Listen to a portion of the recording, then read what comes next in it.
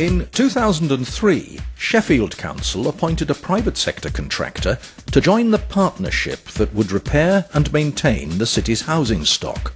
We had quite a successful DLO, Direct Labour Organisation, for the council. It's a one-star organisation, but it needed investment, it needs to improve. So we went for a long process of selecting a strategic partner to try and get us to that next level, to a three-star organisation.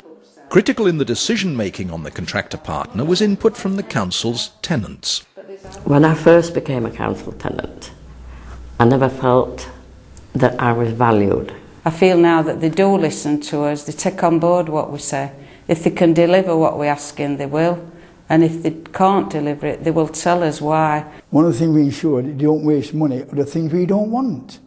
12 months later, the council launched Sheffield Homes, its Almo, tasked with meeting by 2010 the city's responsibilities under the Decent Homes programme.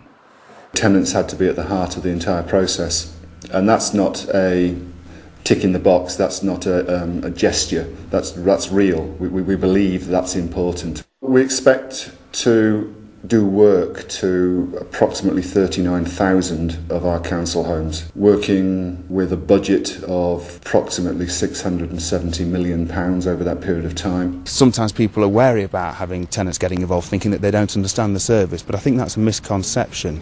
The tenants that we've had involved in our tendering processes have had very worthwhile points to make and have certainly added something to the process. For the last 2 or 3 years we've done an annual exhibition in the centre of Sheffield, and this is a whole range of things, from boilers to kitchen units to taps and sink tops to adaptations. Invited tenants and councillors and community representatives from across the city to come and have a look at these things, and we've used that information, which has been absolutely brilliant intelligence and advice and help, to introduce, with the support of tenants, those changes which make sense. Kia Sheffield Emergencies, Mick speaking. So, what has all this tenant involvement meant to the contractor, who's been a Sheffield partner since 2003? Ultimately, we're all going in the same direction. The aim is the same aim, and that is to be providing as cost-effective a service to the highest possible standard as we possibly can, but understanding that at the end of the day, we are a commercial organisation. And we need to be making the appropriate margins. But that then allows us to invest in the service, whether that be in our employees in terms of training and development, whether it be in plant and equipment, or particularly the investment in information and communication technology. Right, Gary, leave that with us, we'll get somebody to attend that this evening for you. Thank you, bye-bye.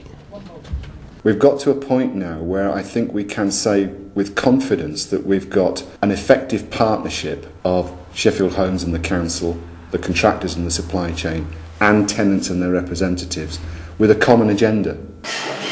Today, managing the city's sheltered workshop is part of a commercial contractor's wider partnership responsibility.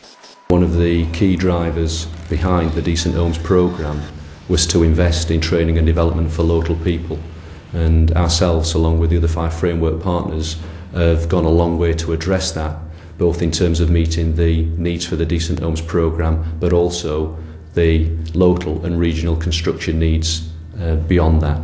But the main thing is to work with and trust tenants, give our trust to tenants, because tenants are the people that we exist for. They understand their homes and how they live in them.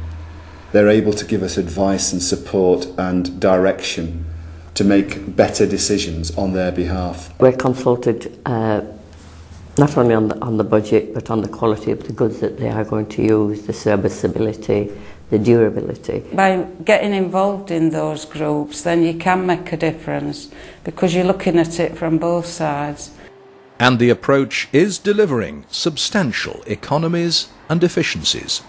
Since we started the programme in 2004, over £100 million worth of savings, and that relates to the way we look at the scope of the works, the supply chain, the operational arrangements, the overheads. So it's been a tremendous success story. Not only are we now operating with affordability and budget, but all the efficiencies that we've created are going back into the programme.